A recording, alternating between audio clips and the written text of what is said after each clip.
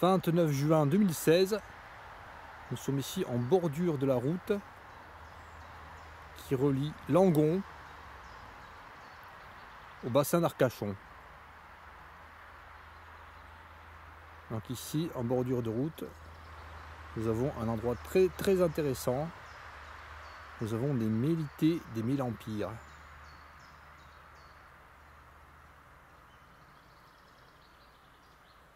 Donc ici, il y a un sous-bois fleuri avec des Mille Empires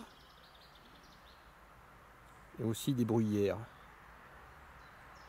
Donc ici, c'est très intéressant comme milieu puisque nous avons ce papillon, le mélité des Mille Empires. Il y en a pas mal ici dans ce coin là. Voilà. Donc des pins et dessous des mélités des Mille Empires. Là, les fleurs des Mille Empires, ces petites fleurs jaunes là. Nous allons voir ça de plus près. Et là, le mélité des Mille Empires. Nous allons voir dessous. Ici là. Voilà. Face inférieure des ailes et face supérieure. Donc il vaut mieux toujours garder la face inférieure des ailes pour identifier cette espèce de mélité. Alors les mélités en fait ressemblent vraiment aux papillons de la sous-famille des Heliconinés. Mais les mélités ne sont pas des Heliconinés. Ce sont des Nymphalinés. Ils font partie de la sous-famille des Nymphalinés. Et bien sûr, Nymphalinés et Heliconinés sont regroupés dans la famille des Nymphalidae. Voilà, donc ici, vraiment très intéressant pour ce papillon là. Mélité des Mille Empires. Donc nous allons voir les Mille Empires un peu plus loin. Voilà, donc c'était facile de savoir qu'il y avait des Mille Empires ici, des mélités des Mille Empires, puisqu'ici nous avons la plantote et ce papillon. Voilà, donc il y en a pas mal. Hein. Là, j'en ai vu 5 ou 6 en marchant là. Donc dès que j'avance ici, là, on voit un peu plus loin là, qui vole. Dès que j'avance, on voit qui s'envole. Tous les 5-6 mètres. Ah, on voit un là devant. Là.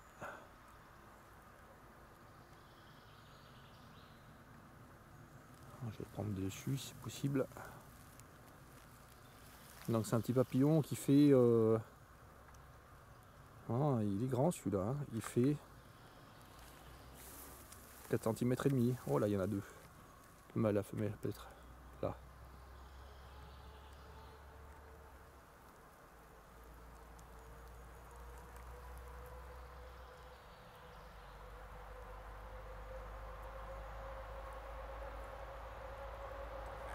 Voilà. Donc cet endroit pour l'instant est très joli. Et malheureusement il va être détruit. Là il est en cours de destruction ici. Bon, pourquoi je dis qu'il est en cours de destruction? Je le vois de suite en fait. Il suffit de regarder ce qu'il y a en arrière-plan. Donc ici là. Bon, je vais montrer ça tout à l'heure. Quantité phénoménale de ces mélités. Ah, là, c'est autre chose. C'est l'air d'être autre chose. Donc ici, là. Bon, ça, c'est un mélité des Mille Empires, c'est certain. Enfin, voilà. Presque certain. Mais là, nous avons un autre papillon. Ça peut être un Amylaxussis et je vois pas bien là.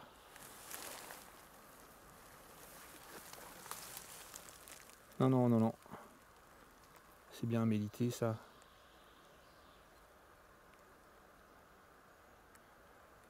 Donc là, nous avons probablement une femelle et à côté, nous avions un mâle.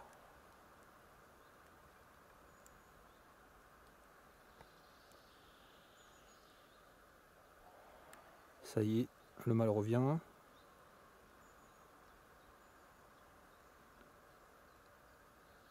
Là, il est possible que survienne un accouplement. Ouais, il va y avoir un accouplement, je pense, bientôt.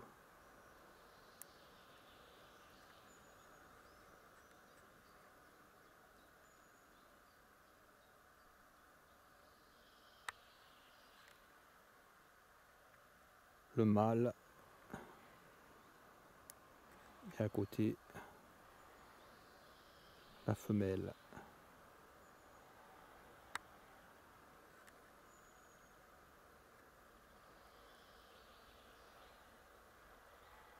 « 4 cm et demi et la femelle peut-être jusqu'à 5 cm.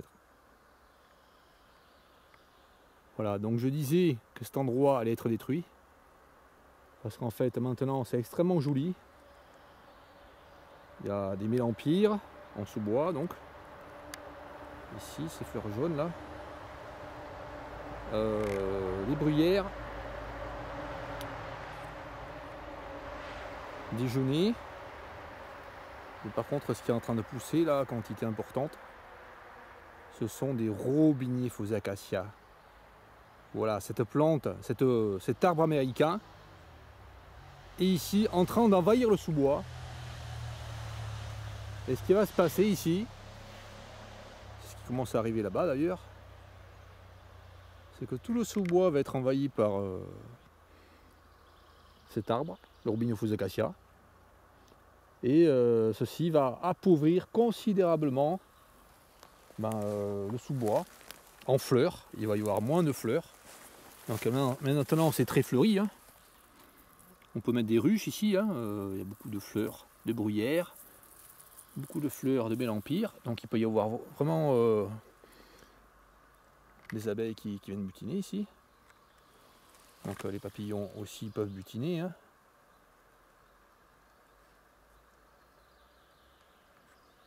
Mais si... Enfin, ce qui risque de se passer, c'est que les robinets faux acacias envahissent tout ici. Et nous aurons alors un sous-bois très pauvre en fleurs, très pauvre en espèces, végétales de tout type. Hein. Et ça en sera fini du mélité des mélempires, des bruyères. Ça en sera fini de la végétation typique. Ici, voilà. Donc ici, dans un endroit hyper sauvage finalement, loin de toute ville, il y a une destruction grave de l'environnement par ces robinets faux acacias. Et ici, il y a les robinets faux acacias parce que pas loin, là, il y a un village. Et dans le village, ont été plantés des robinets faux acacias sur le bord, sur les places, etc. Donc ils font n'importe quoi, vraiment n'importe quoi ici, dans la région. Des actes de destruction de l'environnement multiples se trouvent ici, dans les villages, partout. Voilà. Sans que personne, pratiquement personne, le sache. Voilà, encore un joli mélité des mélempires là, qui est parti plus loin. Voilà.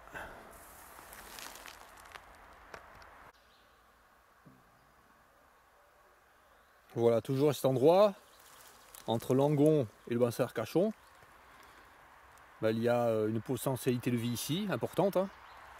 Il y a une possibilité qui est les damiers d'Exucise qui se développent ici, puisqu'ici, nous avons le long des pins du chèvrefeuille qui grimpe. Donc le chèvrefeuille ici, c'est la plante hôte principale du damier de la Sucise.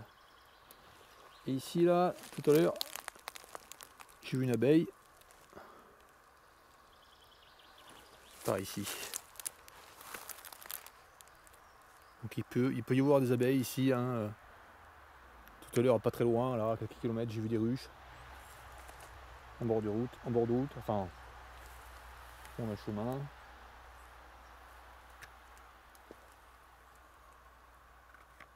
Bon, c'est très joli, je vous montre les fleurs encore. de près. Voilà.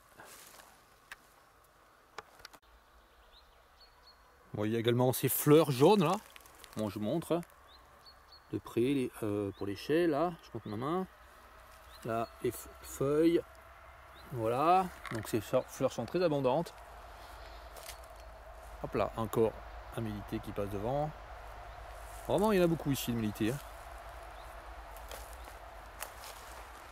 Voilà. Donc ici, nous avons en fait une forêt qui n'a pas été transformée, qui n'est pas broyée, dont le sous-bois n'est pas broyé. Ça se voit, puisqu'ici, il y a des grands genêts. Voilà, qui font 1,50 m, 2 m. Donc ici, il y a une biodiversité sous la forêt de pins. Et ça, c'est loin d'être le cas dans la région, où de très nombreux endroits sont soumis aux machines qui broient tout, le sous-bois ras, pour rien, bien souvent, la plupart du temps, je pense que c'est pour rien. Et il n'y a pas du tout de biodiversité dans les forêts de pins. Et ici, non. Ici, c'est riche en biodiversité. Donc ici, nous avons aussi un lierre, un beau lierre qui grimpe sur un pin, voilà. Donc on voit que le pin, ça ne le gêne pas du tout, voilà. Le lierre grimpe, le pin, il fait la même taille que les autres pins, il n'y a pas de différence. Voilà, on voit ce pin là, on voit son diamètre, je montre avec mon pied.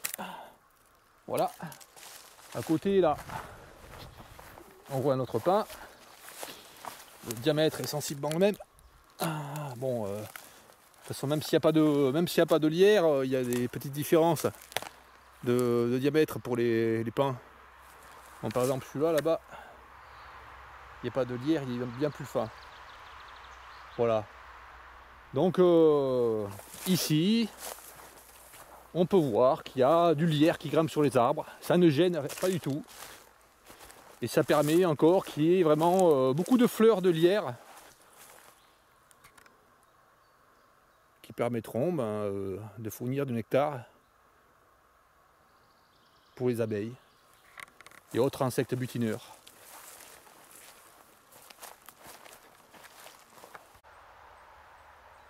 Voilà, à 10 mètres plus loin, on peut voir l'abondance de ces papillons là. Donc il y en a un ici. Là, 3 mètres plus loin, on en voit un autre. Ensuite, à 2 mètres de celui qu'on vient de voir là, encore un là-bas. Là, ici, là.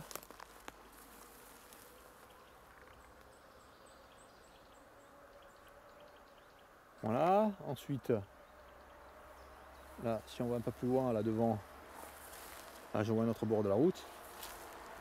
Là, au sol, c'est un tapis de fleurs.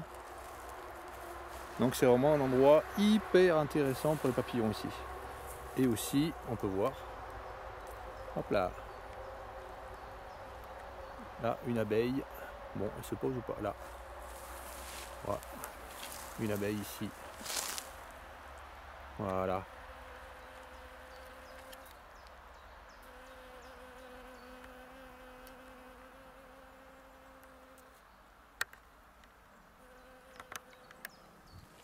Voilà.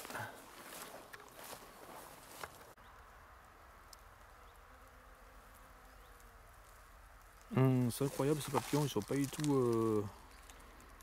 Ils partent pas quand on arrive. Je peux quasiment le toucher celui-là. Je vais montrer la taille qu'il fait par rapport à la main. Voilà. Donc il butine tranquillement. Pourtant il fait pas froid, il fait lourd là. Il fait pas soleil mais il fait lourd. Tranquillement, là ils sont en train de butiner. Ils sont pas du tout peureux. C'est incroyable. Là je mets un genou, là je vais le toucher carrément sur le dos.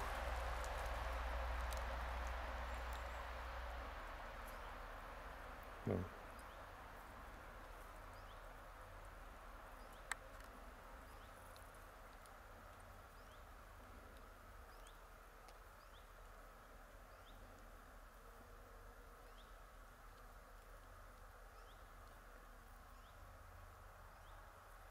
Voilà, Il s'envole 2 mètres plus loin, il se repose. Voilà.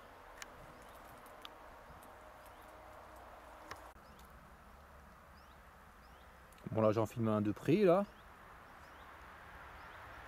Devant moi. Bon il y en a partout en fait. Hein. Vraiment il y a un îlot là. Juste à cet endroit là. Un îlot très fleuri. Ce sont des dizaines et des dizaines de ces papillons. On peut voir. Et ici, au sol, il y a plein de mélempires. Là, je monte de plus près des mélempires, hein, que nous n'avons pas vu de près. Donc ici, là, les fleurs. Extrêmement mellifères. Hein. Et là, les tiges et les feuilles. Voilà.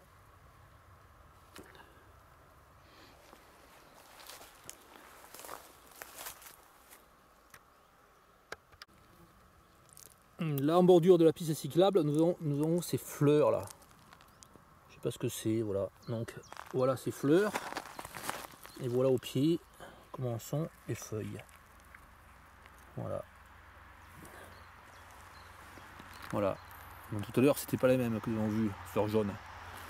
Tout à l'heure, nous avons vu ces fleurs. Ben, là, on en voit à côté là. Donc ici, il y a celle-ci là. Avec au sol les feuilles, et là il y a celle-ci là qui est différente, qui donne une fleur comme ceci. Voilà. Et là un petit bourdon du champ, je pense. Ouais. Voilà.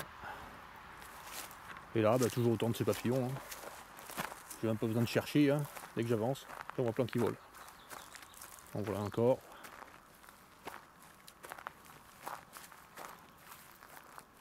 Voilà.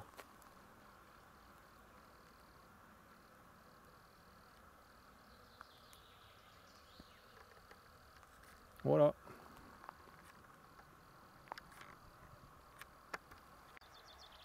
Trois mètres plus loin, des tapis assez denses de mélempires. Voilà, je montre par rapport à mon pied ce que ça donne. Voilà, ça fait 30 à 40 cm de hauteur. Hein. Voilà, c'est très fourni. Hein. Voilà, avec plein de petites fleurs jaunes.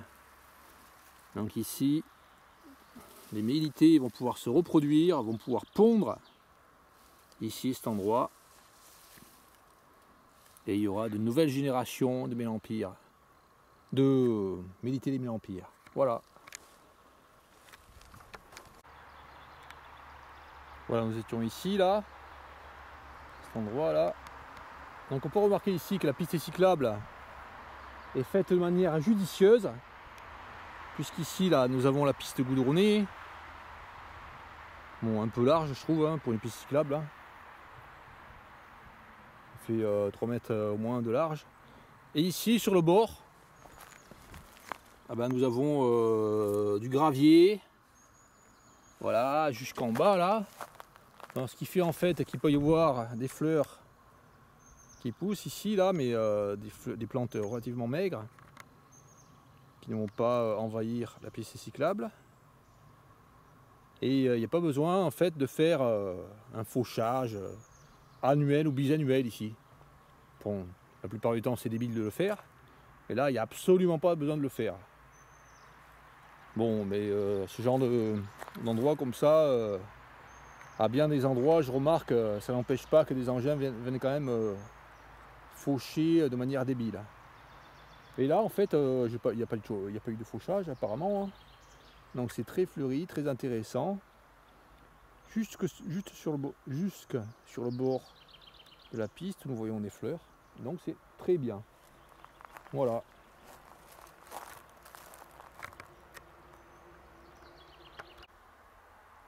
« 20 mètres plus loin, on peut voir sur un gros pin, je monte mon pied pour l'échelle, on peut voir un lierre qui grimpe, un gros lierre, vraiment très gros lierre. Hein. C'est rare de voir des lierres aussi gros sur des pins. Voilà, facilement, très facilement 10 cm de diamètre. Hein. Ouais, plus de 10 cm de diamètre, hein. Je prends ma main pour l'échelle, voilà. Donc un très beau lierre qui grimpe ici. Voilà. On voit que bon, chez ces feuilles, des feuilles arrondies, donc des feuilles qui permettront qu'il y ait des fleurs, puisque le lierre possède deux types de feuilles. Les feuilles où il y a les fleurs et les feuilles où il n'y a pas de fleurs, qui ont des formes différentes, qui sont plus anguleuses. Donc ici, il va y avoir sur toute cette partie là, à partir de 4 mètres de hauteur, une espèce de cylindre là, extrêmement grand, de 4 mètres de hauteur jusqu'à, je dirais, 14 mètres. Voilà, sur 10 mètres de hauteur, il va y avoir plein de fleurs. Donc c'est un endroit super ici. Et on peut voir que les pins à côté sont pareils. Donc ce pin là, il est exactement pareil, même taille. Voilà, donc le lierre ne gêne pas la croissance des pins. Pas du tout. Voilà, on voit plein de pins pareils là, qui sont même plus petits. Voilà.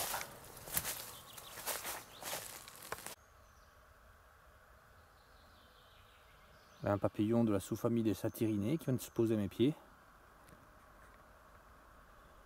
Je sais pas ce que c'est avec certitude. Hein.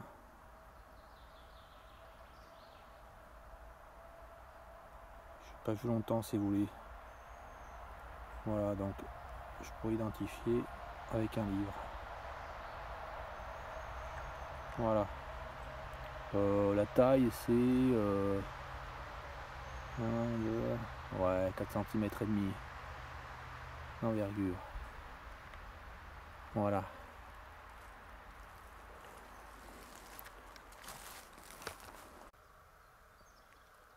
Toujours de sémilité les mélempires. Hein.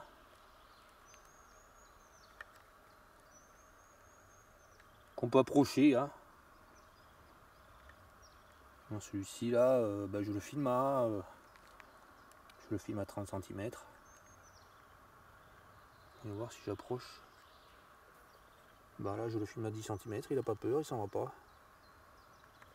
Voilà, là je recule et je zoome. Bon, ça marche aussi bien. Hein.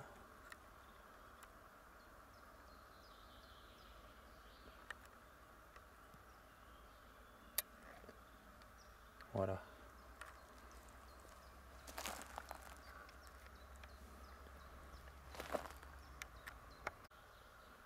« 10 mètres plus loin, un myrtille qui vient de se poser là. Bon, je pense que tout à l'heure, ce que nous avons vu, c'était un myrtille mâle, et là, c'est un myrtille femelle, je pense. Voilà.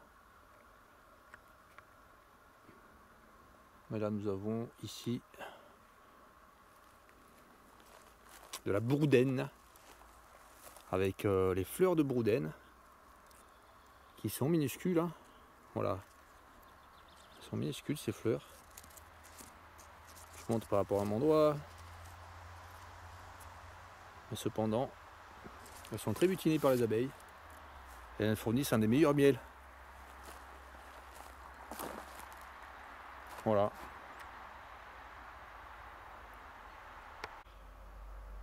Voilà, le film a commencé vers là-bas, à 100 mètres. Donc là, nous avons la route ici, là. De ce côté, là, il y a Saint-Arcachon. De ce côté, là, il y a Langon. Et là, ce que je disais à propos du robinet faux acacia, c'est produit ici déjà. Voilà. Donc ici, là, nous avions, il y a quelques années, un sous-bois extrêmement riche en fleurs, en papillons. Et maintenant, ce que nous avons, c'est un bois très dense, très ombragé, de robinet faux acacia. Voilà. Où rien ne pousse dessous. Voilà, c'est très pauvre dessous. Nous allons voir ça finalement. Allez. Voilà, nous sommes au pied de cette forêt d'acacia, enfin de robinet faux acacia. Donc ici, là, nous voyons le robinet faux acacia, extrêmement destructif pour la nature. Donc là nous avons la transition entre l'endroit sauvage extrêmement bon. Donc les bourdaines en fleurs ici là. Avec les fourmis qui vont sur les fleurs. Les petites graminées fines là, qui accueillent les chenilles de plein d'espèces de satyrinées. Voilà. D'autres espèces de graminées là. En fait, il y a une multitude d'espèces de graminées, très importantes pour les papillons de la sous-famille des satyrinées. Voilà. Là, ici, nous avons du chèvrefeuille. Là, nous avons une fleur de chèvrefeuille. Là, du chèvrefeuille en fleurs. Donc, très importante pour la survie du papillon protégé, qui est le damier de la Suicide. Voilà, donc nous avons eu beaucoup de fleurs. Là, des fleurs de ronces également, très butinées. Voilà. Et là, nous rentrons dans la forêt. Voilà, une forêt sombre. Voilà, elle est jeune. Hein. Les robinets feux d'acacia, là, ils font 4-5 mètres. Là, il y a encore quelques ronces dessous. Et voilà, ce qu'on peut s'apercevoir ici, c'est que il y a une destruction vraiment dans la vie. Voilà, bah après il n'y a plus rien dessous. Hein. Voilà. Voilà ce que donne une forêt de robinets feux d'acacia. Voilà. Voilà, nous avons la forêt là. Voilà, c'est ombragé ici et au sol. Ben voilà, voilà comment c'est le sol. Voilà. Un tapis de feuilles et plus rien. Pratiquement plus rien. Voilà. Donc en ce moment, eh bien, il y a une invasion de ces robinets feux d'acacia ici. Alors là, il reste encore quelques plantes. Parce que la forêt est jeune. Là, il y a du chèvrefeuille qui grimpe là. Et bientôt, quand ça sera bien ombragé, là, ben, il n'y aura plus rien. Il n'y aura plus de papillons, plus de vie, presque plus rien. Voilà. Tout aura été dénaturé. Voilà ce qui se passe en ce moment. Grave destruction de l'environnement. Parce que tout simplement, il a été laissé l'arbre américain qui est le robinet feux d'acacia ici en France. Par bêtise, stupidité. Voilà. Donc ici encore, en pleine nature, grave destruction de l'environnement.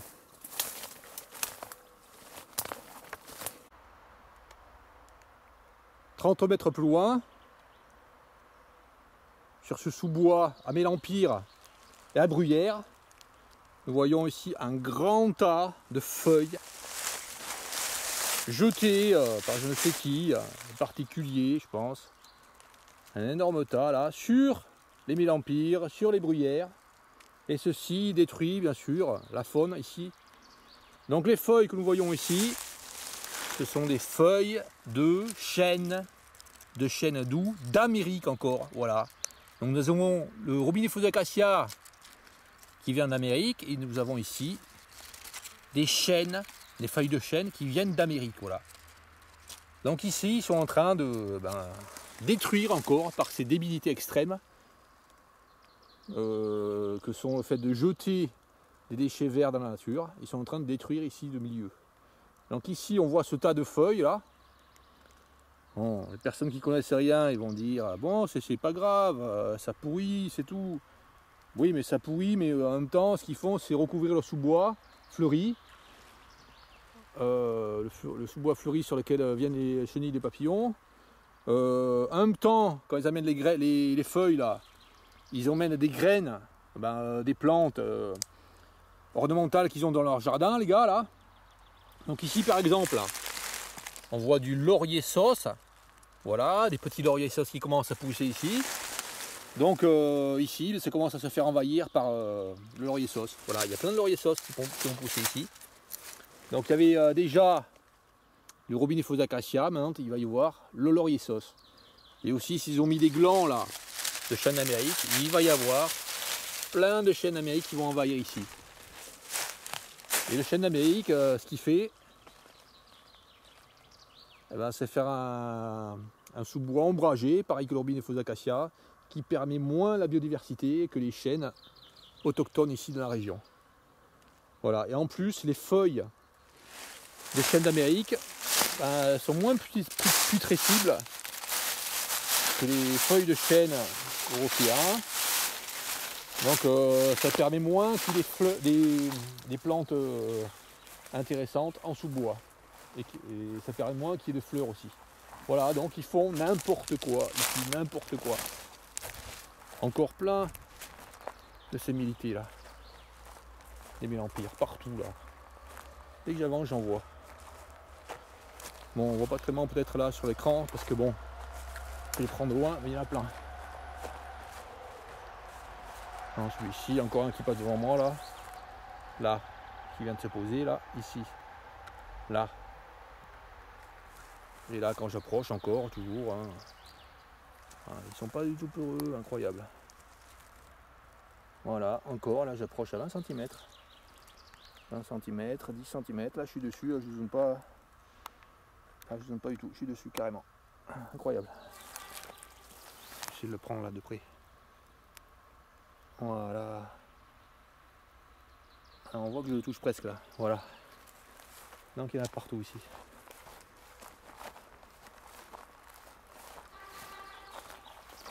Voilà.